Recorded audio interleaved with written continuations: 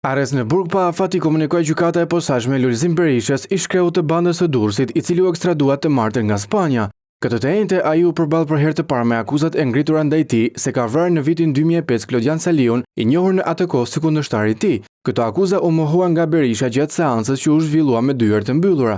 Ish kreu i bandës së Durrësit deklaroi se nuk e njeh bashkëpunëtorin i drejtësisë Luftar Reçin. Këtë të fundit avokati i Lulzim Berishës, Detar Hysi, e konsideron mashtrues. Një mitoman permanent që nga dita që është futur në sistemin e burgjeve deri më sot bën kërkesa dhe krijon artifica duke mashtruar institucionet shtetërore.